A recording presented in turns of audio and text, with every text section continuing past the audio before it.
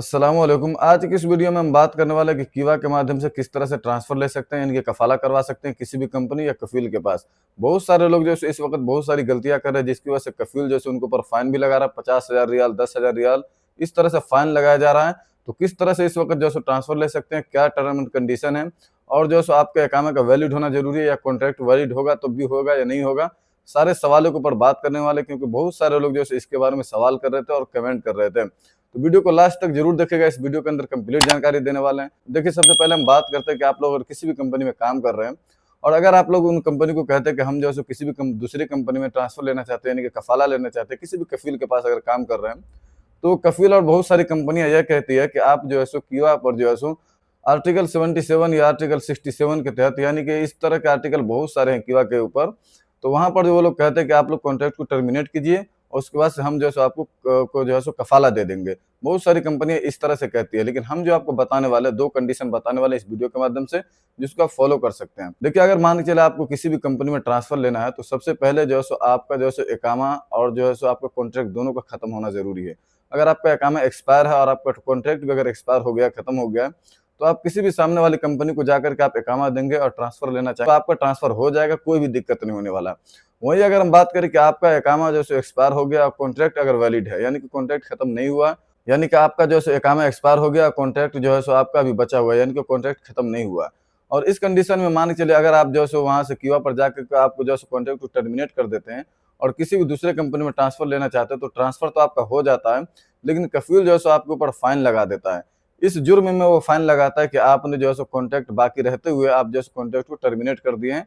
इस वजह से जो है आपके ऊपर फाइन लगा देता है, तो इसमें जो है काफी ज्यादा परेशानी होती है। तो सबसे पहले जो है आपको जो है कफील से परमिशन जरूर लेनी है।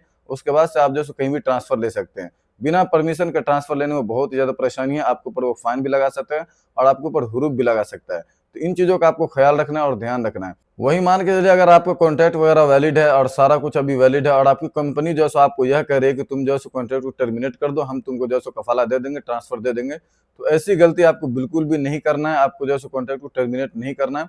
आप जो है उस कंपनी के एचआर से बात कर सकते हैं जाकर के, या कंपनी में जो भी मैनेजर है उससे बात कर सकते हैं, जो भी मैनेजमेंट को सिस्टम को यानी कि चीजों को मैनेजमेंट करते हैं, उनसे आप बात कर सकते हैं। वो लोग अगर आपका इकामा वैलिड है, आपका कॉन्ट्रैक्ट वैलिड है, तो वो लोग जो है आपको ट्रांसफर दे सकते हैं। वो लोग से पहले आप बात कर लीजिए।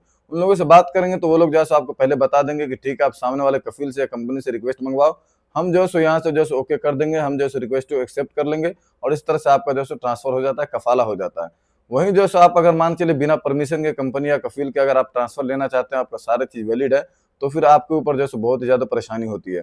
और कॉन्ट्रैक्ट को टर्मिनेट आपको बिल्कुल भी नहीं करना है। अगर आपको कॉन्ट्रैक्ट को टर्मिनेट कर देते हैं जो है बिना कफील को बोले हुए और कंपनी को बोले हुए, तो आप जो है उसके सिस्टम से निकल जाते हैं और उसके बाद से जो है आपके ऊपर जो है 60 दिन का ही टाइम मिलता है। इस 60 दिन में आपको जो है कहीं ना कहीं ट्रांसफर ले ही लेना है। नहीं ट्रांसफर लेते तो फिर आपके ऊपर ऑटो हुरूप लग जाता है। ऑटो हुरूप में जो है बहुत ज्यादा लोग इस वक्त परेशान है।